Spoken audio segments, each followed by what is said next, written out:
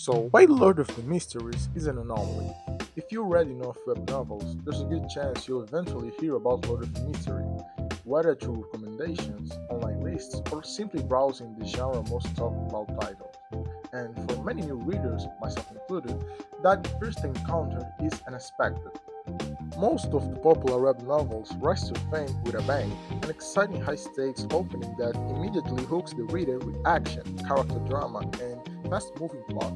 The first chapters are designed to grab you before you can even think about dropping it. So, Lord of the Mysteries is the opposite. Its early chapters are slow, dense, and heavy on world building. Instead of expositive events or fast character driven drama, it patiently constructs an intricate, mysterious world from the ground up, and that's exactly why many readers drop it early. When I first started reading web novels, I dropped LOTM twice, once in the very first chapter, and later again somewhere around chapter 15 to 20. The pacing felt unusual compared to the novels I was used to, which moved faster and gave me immediate payoffs. But here's the thing, if you keep going at your own pace, something changes. At some point, you stop resisting the slower rhythm. You begin to notice the layers of detail. You start piecing together clues just like playing the protagonist.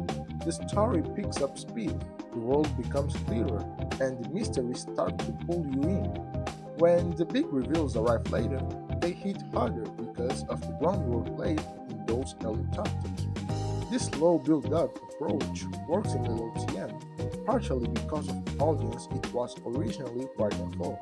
LOTM is a Chinese web novel, and in many East Asian countries, literature is treated as a rigorous part of the school curriculum. Students study long, complex works from classical poetry to historical records, which require patience and analytical reading. That background means a significant portion of the local audience is already comfortable with absorbing dense information at a steady pace. Another factor is genre tradition. Many popular Chinese web novels, especially cultivation stories, begin with a certain amount of info dumping. While this might feel heavy to new Western readers, it's familiar territory for Chinese web novel audience. They're used to narratives that establish rules, history, and systems in detail before the main action escalates. For Western audiences, the challenge is different. Our media environment moves fast. We're surrounded by an endless stream of short form content, notification, and instant entertainment. As a result, readers often expect to be hooked immediately, regardless of genre. That's why most globally successful web novels today, whether romance, action, or mystery, open with a high impact event or emotional hook. Even in traditional publishing, first volumes are often paced faster than sequels to test market appeal. Will this sell? Will readers love it? This is partially because we're more accustomed to a faster pace of life and consumption.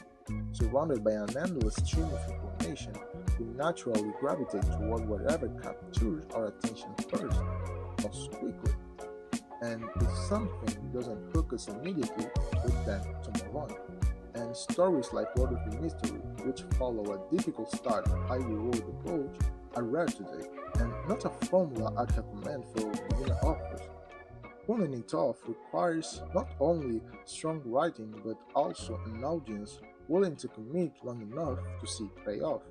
That's why I understand when some readers criticize LOTM's early info dumping, but it's not the lazy, static kind found in reader stories. In LOTM, the information isn't dumped on you, it's dumped on Klein. He has to analyze, connect the dots, and use that knowledge to survive. This is a world with tens of thousands of years of history, and Klein is thrown into it after the major events have already played out. Those info dumps are actually puzzle pieces. At first, they seem scattered, but as the chapters progress, they lock together into some of the most satisfying revelations in the series.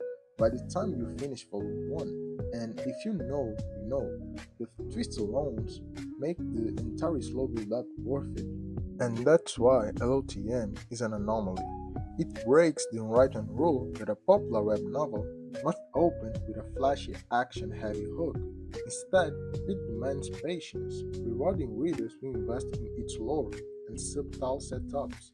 And somehow, in a market built on instant gratification, it didn't just survive, it thrived.